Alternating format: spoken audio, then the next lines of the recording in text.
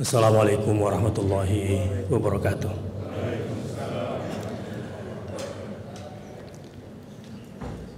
Alhamdulillahil karimir rahman, 'allamal Qur'an, khalaqal insan, 'allamahul bayan.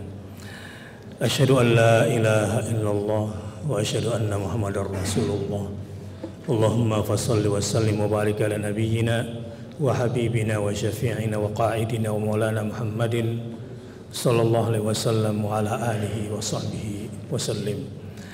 Subhanaka la ilma lana illa ma 'allamtana innaka antal alimul hakim. Subhanaka la ilma lana illa ma 'allamtana innaka antal alimul hakim. Subhanaka la ilma lana illa ma 'allamtana innaka antal alimul hakim. Rabbi zidni ilma. Inna salati wa nusuki wa mahyaya wa mamati lillahi rabbil alamin. Mudah-mudahan surah Al-Fatihah yang kita tadabburi pada hari ini memberikan terang jalan hidup kita semua, menguatkan kembali prinsip-prinsip hidup kita semua, dan mudah-mudahan cahaya Al-Quran dalam bentuk rahmat Allah Subhanahu wa Ta'ala menyinari kita dalam kehidupan dan keluarga serta tugas-tugas kita. Surah Al-Fatihah yang artinya pembukaan. Al-Qurtubi atau Imam Qurtubi memberikan riwayat-riwayat lain tentang nama lain dari surah Al-Fatihah. Di antaranya Al-Kafi, juga ada di antaranya Asy-Syafi yang sempurna, yang juga merupakan Al-Wafi yang menyeluruh, dan juga Asy-Syafi yang juga bisa memberikan dampak kesembuhan atau obat. Surah Al-Fatihah yang dimulai dari basmalah. Jadi basmalah di dalam Al-Quran itu cuma 2 ayat di 2 tempat saja. Satu, Al-Basmalah sebagai bagian dari surat itu ada di surah Al-Fatihah dan ada di surah An-Naml, surat yang ditulis oleh Nabi Sulaiman. Innahu min Sulaimana wa innahu bismillahirrahmanirrahim. Allah ta'alu alayya. Begitu seterusnya. Innahu min Sulaimana wa innahu bismillahirrahmanirrahim. Jadi seluruh ayat atau kata basmalah di dalam Al-Quran yang merupakan bagian dari ayat hanya di surah Al-Fatihah dan di surah sebutan lain dari Al-Fatihah adalah As-Saba' Al-Mathani, 7 ayat yang berulang-ulang. Para ulama menafsirkannya, yang pertama, apa yang dimaksud dengan 7 ayat berulang-ulang adalah 7 ayat ini yang dibaca berulang-ulang setiap hari minimal 17 kali di dalam salat.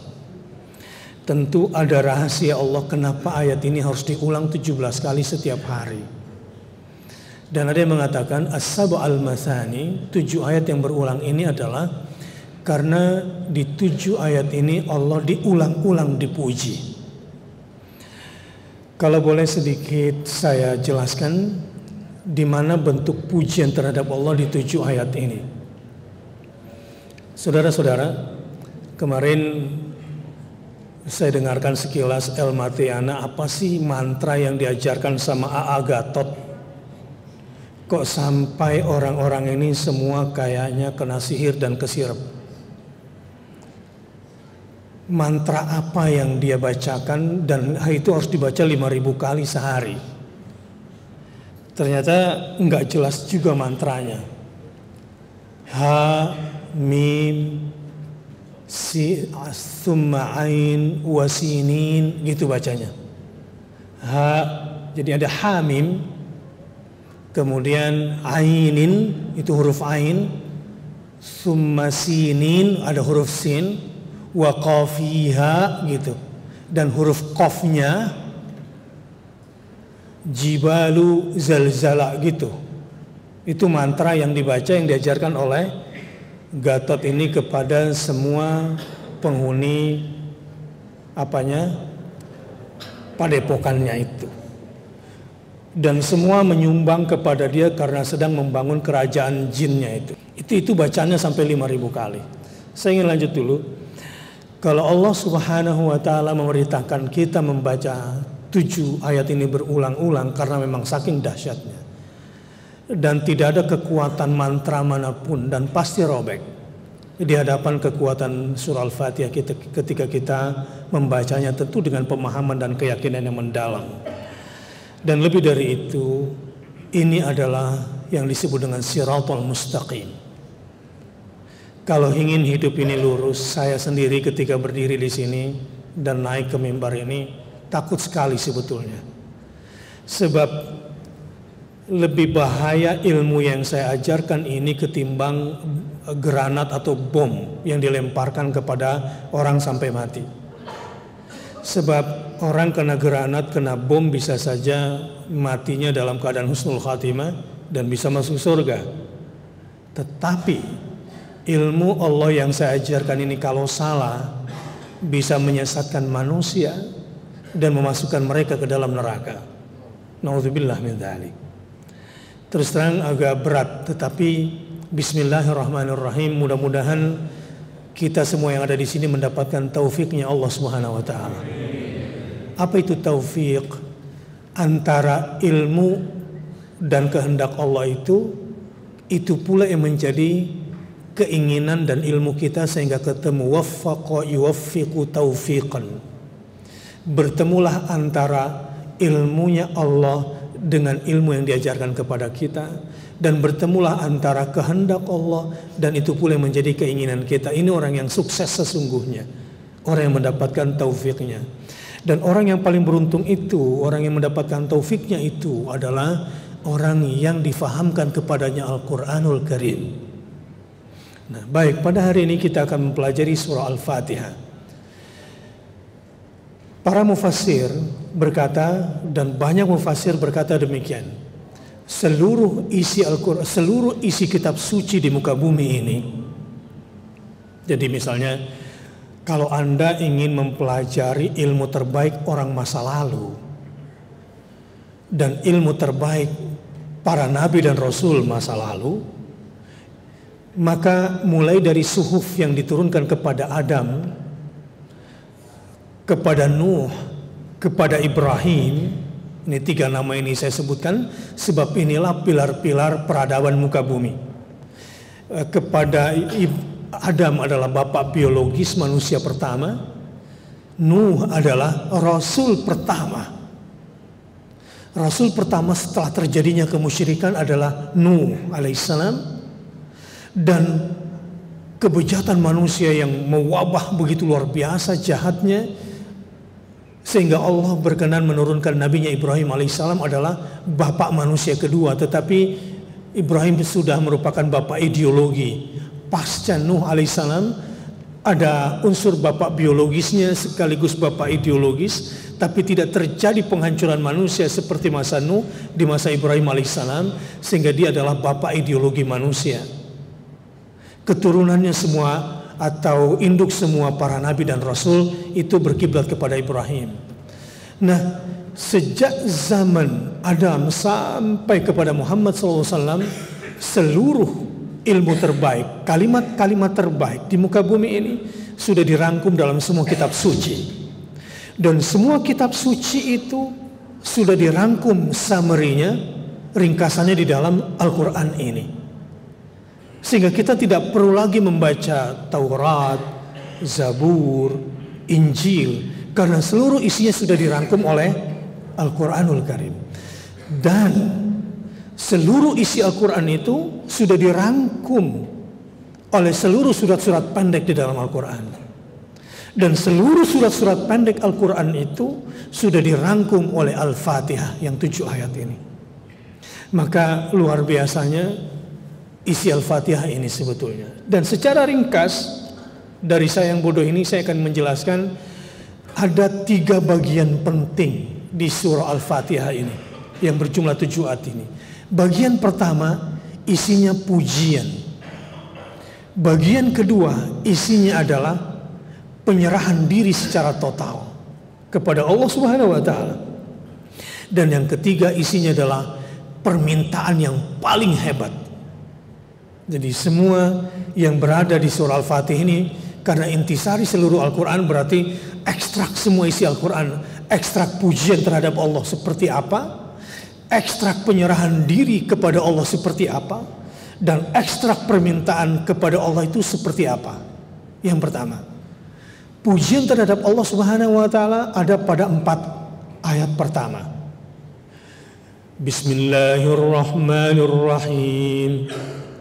Alhamdulillahi rabbil alamin. Ar-Rahmanir-Rahim. Maliki yaumiddin.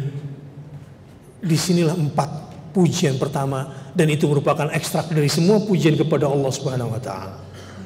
Dan bagi siapa saja yang ingin mendapatkan kedekatan dan mendapatkan cipratan Allah yang maha terpuji itu, maka perhatikan 4 ayat yang pertama ini. Yang kedua adalah penyerahan diri secara total. Apa itu? Ada pada ayat 5. Iyyaka na'budu wa iyyaka nasta'in. Ini hakikat penyembahan dan penyerahan diri secara total kepada Allah Subhanahu wa Ta'ala. Masya Allah, beruntunglah orang yang dianugerahkan karunia taufik bisa menjalani hidup beriyyaka na'budu wa iyyaka nasta'in secara komplit. Baru bisa mendapatkan apa yang dimintakannya itu pada ayat 6 dan 7. Inilah sebetulnya permintaan orang paling hebat muka bumi. Di sini rahasianya kenapa para nabi dan rasul itu sering berdoanya dengan Rabbana. Jadi alhamdulillahi rabbil alamin. Nanti saya akan jelaskan secara ringkas di pertemuan yang singkat ini. Permintaan yang harus dan paling dibutuhkan oleh manusia sebetulnya, jamaah rahimakumullah, ada pada ayat 6 dan 7. Ihdinas siratal mustaqim. Itu permintaan yang seharusnya paling tinggi kita minta. Kalau ingin hidup ini selamat, bahagia, sukses, sekaligus mulia, ihdinas siratal mustaqim. Bahkan didetailkan di sini siratal mustaqimnya itu yang seperti apa karakternya. Seperti apa karakternya? Siratal ladzina an'amta 'alaihim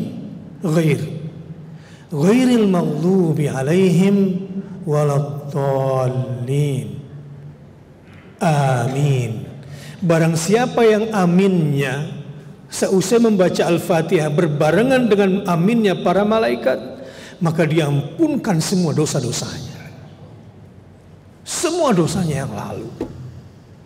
Ini saking dahsyatnya surah Al-Fatihah, dan saya takut sekali sebetulnya menyampaikannya, dan mudah-mudahan Allah berikan taufik kepada kita semua.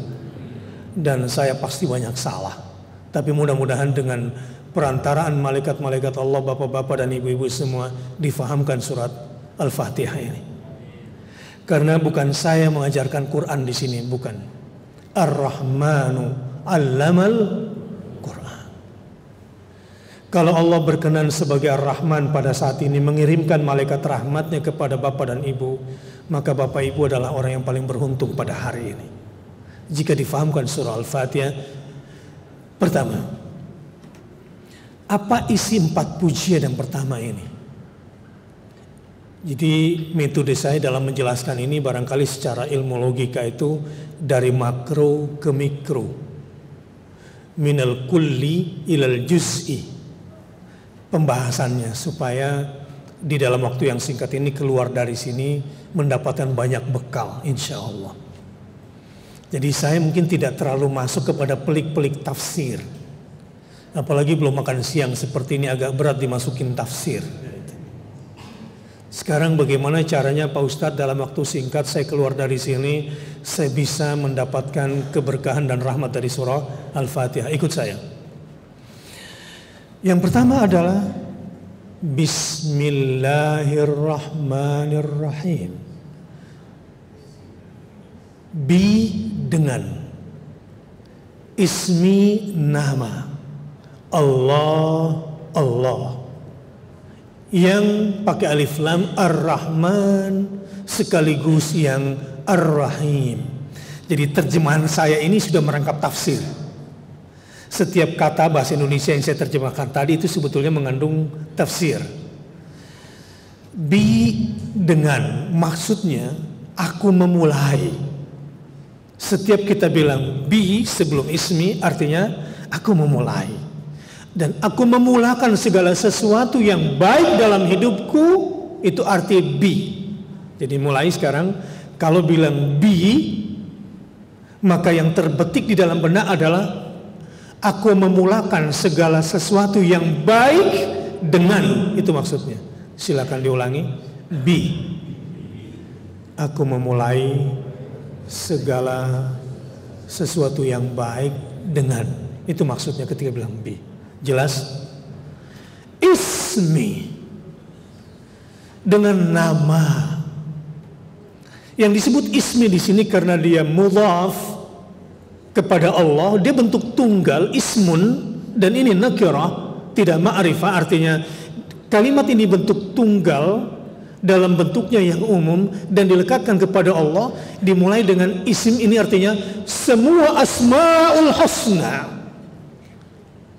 Semua asmaul husna itu Allah sudah ringkaskan dengan satu kata isim di sini. Sehingga yang terbetik di dalam benak adalah aku memulai segala perbuatan baikku dengan menyebut namamu. Nama yang mana? Semua namamu. Itu yang kita adakan di dalam benak kita. Berapa sih namanya Allah? 99. Itu yang wajib kita ketahui. Sebetulnya asma Allah itu tidak terbatas jumlahnya. Kok nggak terbatas? Bukannya 99 Ustadz? Bukan. Sebagaimana halnya jumlah Nabi dan Rasul yang wajib kamu ketahui. Malaikat itu 25, tapi apa ya 25 malaikat? Tidak, tak terhingga. Jumlah Rasul, waduh, Nabi saja itu lebih 700. Ada yang disebutkan namanya dan ada yang tidak disebutkan namanya di dalam Al-Quran. Kalau kita katakan Asmaul Husna cuma 99, betapa terbatasnya dirinya Allah Subhanahu wa taala. Padahal Allah Subhanahu wa taala itu wala yuhituna bi syai'in min ilmihi illa bima syaa. Tidak akan pernah ada orang yang bisa meliputi dirinya Allah Subhanahu wa taala. Jadi berapa Ustaz jumlah Asmaul Husna itu? Tidak terhingga. Apa dalilnya? Dalilnya adalah ada sebuah doa yang diajarkan oleh Rasul. Siapa saja dalam kondisi kesedihan seberat apapun, dalam tekanan hidup seberat apapun, kalau dia baca doa ini, Rasul bilang dalam hadis yang sahih, maka akan diganti kesedihannya, diganti dukanya dengan bahagia dengan cepat. Doanya bunyi begini: Allahumma inni abduka ibnu abdika ibnu amatika nasiyati biyadika madhin fiyya hukmuka adlun fiyya qada'uka as'aluka bikulli ismin huwa laka sammaita bihi nafsaka aw anzaltahu fi kitabika aw 'allamtahu ahadan min khalqika aw ista'tharta bihi fi 'ilmi al-ghaibi 'indaka an taj'ala al-Qur'ana rabi'a qalbi wa nura sadri wa jalaa'a hazani wa dhahaba hammi. Kalau ada yang mau menghafal doa ini, silakan diaktifkan memonya. Saya akan bacakan kalau mau dihafal dan dibaca di rumah. Ini doa barang siapa yang dalam kondisi tekanan mental seberat apapun, tekanan hidup seberat apapun, kalau dia baca doa ini tapi dia pahami isinya, insya Allah akan diganti dengan cepat dengan kebahagiaan. Baik yang sudah aktifkan memonya, setelah saya baca bismillah langsung record. Doanya begini: doa menghapus kesedihan dan duka secara cepat dan diganti dengan bahagia. Bismillahirrahmanirrahim. Allahumma inni abduka ibnu abdika ibnu amatika nasiyati biyadika madin fiyya hukmuka adlun fiyya qada'uka as'aluka bikulli ismin huwa laka sammaita bihi nafsaka aw anzaltahu fi kitabika aw 'allamtahu ahadan min khalqika aw ista'tharta bihi fi 'ilmil ghaibi 'indaka an taj'ala al-Qur'an rabi'a qalbi wa nura sadri wa jalaa'a huzni wa dhahaba hammi wa ghammi walhamdulillahi rabbil alamin. Artinya, ya Allah, aku ini cuma hamba-Mu. Ayahku lelaki itu juga cuma hamba-Mu. Ibuku perempuan itu juga cuma hamba-Mu. Ya Allah, apapun yang menimpaku ini adalah hukum-Mu yang telah berjalan sebelum aku ada. Apapun yang menimpaku, ini adalah bentuk keadilan-Mu yang teradil untukku. Karenanya ya Allah, aku bermohon kepadamu lewat nama-Mu yang Kau sendiri memiliki nama itu, dan Kau sendiri yang menamakan dirimu dengan nama itu. Dan aku juga bermohon kepadamu lewat nama-Mu yang Kau turunkan di dalam Al-Quran-Mu. Aku juga bermohon kepadamu dengan perantaraan nama-Mu yang Kau ajarkan kepada hamba-hamba yang Kau kehendaki. Aku juga bermohon kepadamu dengan nama-Mu yang masih Kau rahasiakan di dalam ilmu gaib-Mu. Jadikanlah Al-Quran penyubur iman yang ada di dalam dadaku. Jadikanlah Al-Quran sebagai penerang cahaya di setiap sudut rongga dadaku. Dan jadikanlah Al-Quran sebagai penghapus kesedihanku dan penghilang semua doa, semua dukaku. Walhamdulillahi rabbil alamin. Itu isi doa itu. Begitu dalam. Di isi doa itu ada 3 komponen besar. 1, kalau kena musibah apapun, serahkan diri secara total bahwa peristiwa ini adalah hukumnya yang sudah ada sebelum kita ada, dan musibah itu adalah bentuk keadilan yang teradil untuk kita. Itu penggalan pertama. Kalau sudah seperti itu akan ringan, seringan-ringannya diri ini. Yang kedua, dari doa itu ada perantaraan, ada media bagi siapa saja yang ingin hidupnya tentram dan mendapatkan jalan yang tepat, mendapatkan pertolongan dari Allah adalah lewat namanya. Nah, di sini sekarang coba saya mau terjemahkan ulang bahasanya. Menurut Bapak dan Ibu sekalian, ada berapa jumlah Asmaul Husna? Ada berapa jumlah Asmaul Husna? Saya terjemahkan dari doa ini. Nanti setelah itu jelaskan kepada saya ada berapa. Ya Allah, aku bermohon kepadamu lewat nama-Mu, dan nama itu adalah milik-Mu, dan Kau sendiri yang menamakan dirimu dengan nama itu. Artinya, nggak boleh menyebut nama Allah bukan dengan namanya. Misalnya, saya sih terserah yang di atas aja. Pernah nggak Allah menyebut namanya seperti itu? Nggak boleh sembarangan. Panggil Allah sesuai dengan namanya. Ini password. Ini password. Bayangkan Anda pergi ke ATM, ada uang di dalamnya tapi nggak benar passwordnya. Kira-kira bisa dapat nggak? Nggak akan dapat uangnya itu. Orang yang tidak menyebut nama Allah dalam meminta segala sesuatu nggak dapat apa-apa. Karena semua ini bermula dari namanya. Nah sekarang jumlahnya. Aku bermohon kepadamu lewat nama-Mu yang Kau sendiri menamakan dirimu dengan nama itu. Aku juga bermohon kepadamu lewat nama-Mu yang Kau tuangkan di dalam Al-Quran. Asmaul Husna yang 99 itu tidak memuat nama Al-Hannan, Al-Mannan. Jadi yang 99 itu belum mencakup semuanya. Ada nama Allah di dalam Al-Quran yang tidak tercantum di dalam 99 itu. Baik ada yang di dalam Quran maupun yang ada di dalam Al-Hadis. Aku juga bermohon kepadamu lewat namamu yang kau ajarkan kepada hamba-hamba pilihanmu. Allahu Akbar. Bapak Ibu, difahamkan oleh Allah satu nama saja, satu saja nama Allah difahamkan kepada kita, kita dipilih menjadi agen namanya di muka bumi ini, itu sama halnya dibuka satu pintu surga buat Bapak dan Ibu. Kalau kita ke Masjidil Haram, itu kan ada pintu-pintu Masjidil Haram, kan ada nama-namanya. Pertanyaan saya, pintu surga itu apa namanya? Asmaul Husna. Jadi nama pintu surga itu adalah asma Allah nanti itu. Baik. Aku juga bermohon kepadamu lewat namamu yang masih kau rahasiakan di dalam ilmu gaibmu. Pertanyaannya, ada berapa Asmaul Husna? Tak terhingga jumlahnya.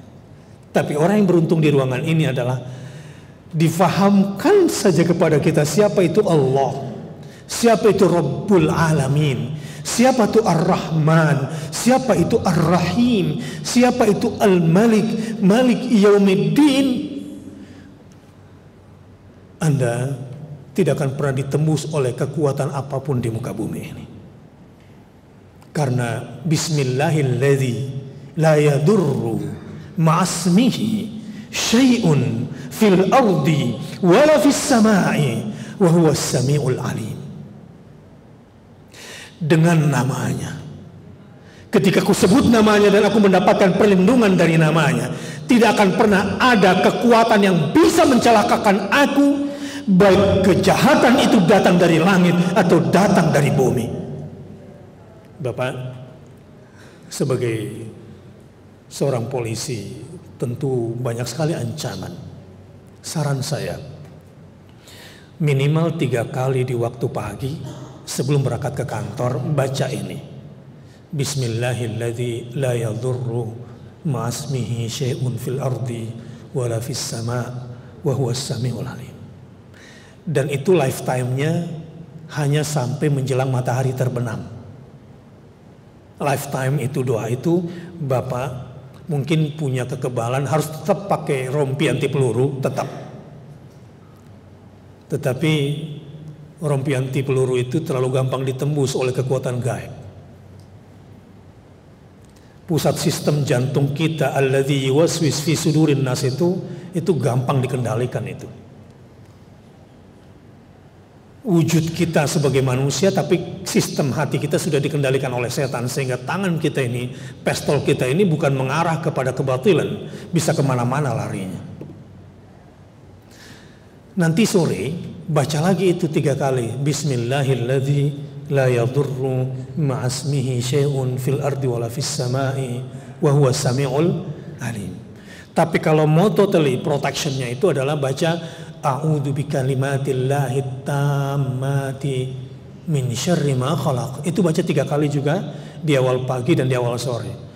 Nah, kenapa ada apa dengan doa-doa itu tadi? Karena ada ism dan ada kalimat. Ada ism, ada kalimat. Saya bilang begini, itu Gatot Brajamusti dengan kekuatan apapun, saya bilang kalau pasien-pasiennya ini semua membaca asma Allah, itu robek semua, itu nggak akan mampu melawan, nggak akan kuat.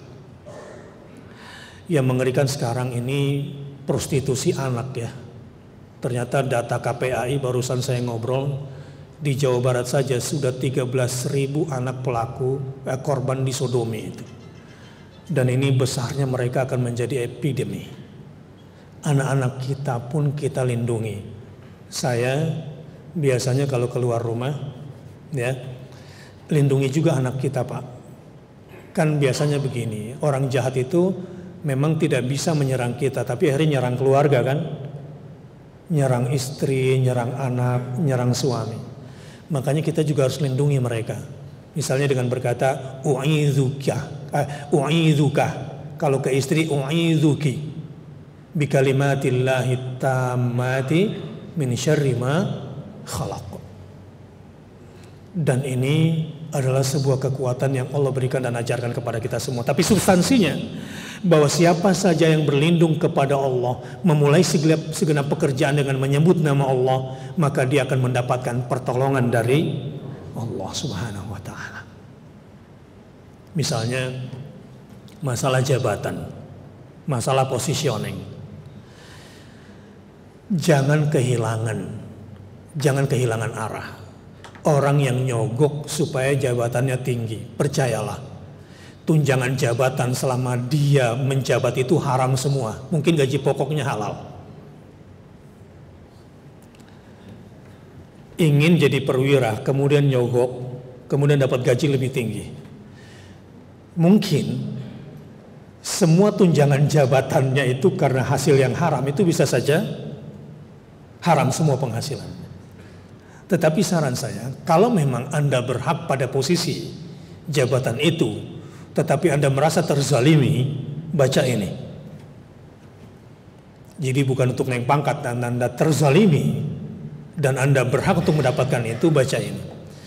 Qulillahumma malikal mulk tu'til mulka man tasha wa tanzi'ul mulka mimman tasha wa tu'izzu man tasha wa tudhillu man tasha biyadikal khair innaka ala kulli syai'in qadir tulijul laila fin nahari wa tulijul nahara fil lail wa tukhrijul hayya minal mayyit wa tukhrijul mayyita minal hayyi wa tarzuqu man tasha'u bighairi.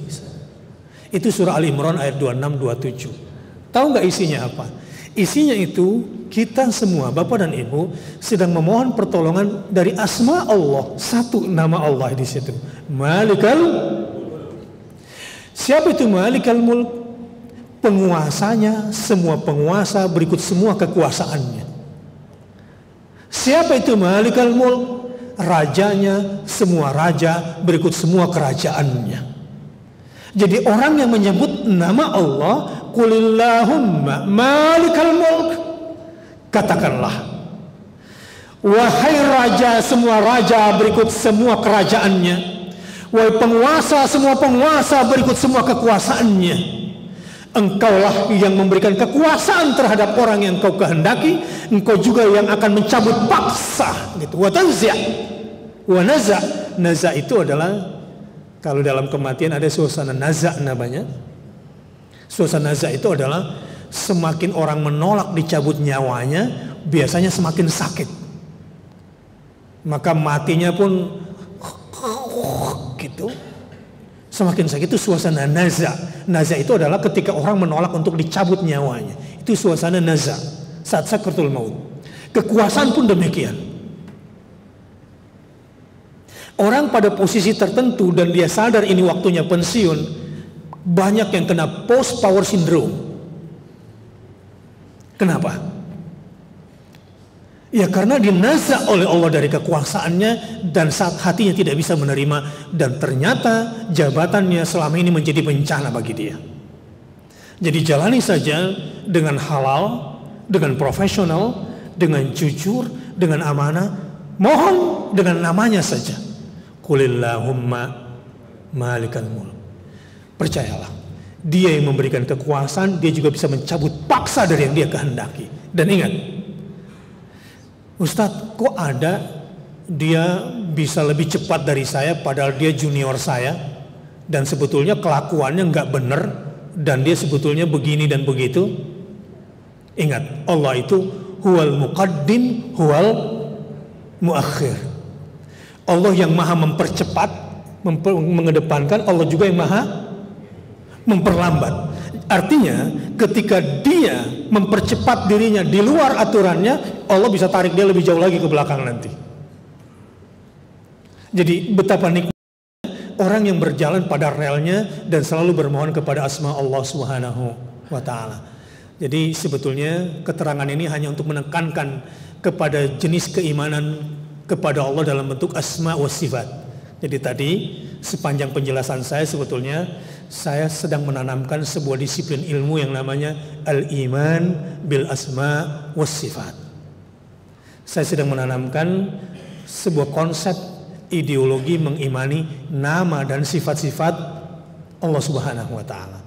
Seperti apa sifat Allah dalam kekuasaannya? Tulijul laila fin nahar wa tulijun nahara fil lail. Allah bisa memaksa malam jadi siang dan bisa memaksa siang menjadi malam. Dari gelap segelap-gelapnya menjadi terang seterang-terangnya, dari terang seterang-terangnya menjadi gelap segelap-gelapnya. Tapi Allah juga bisa mengeluarkan yang hidup dari yang mati dan mengeluarkan yang mati dari yang hidup. Ini maknanya juga luas. Maka bersyukurlah mereka-mereka yang mengimani asma dan sifatnya Allah Subhanahu wa taala. Sudah jam 1. Penjelasan saya baru pada bismi. Belum Allah. Kita lanjutkan bulan yang akan datang insya Allah. Karena jatah saya cuma sekali sebulan di minggu kedua. Saya Bakhtiar Nasir, mohon maaf. Semoga Allah lindungi ilmu kita dari kesesatan. Dan mudah-mudahan apa yang kita dapatkan pada hari ini mendapatkan rahmat dan taufik dari Allah Subhanahu wa taala. Aqulu qouli hadza wa astaghfirullah li wa lakum.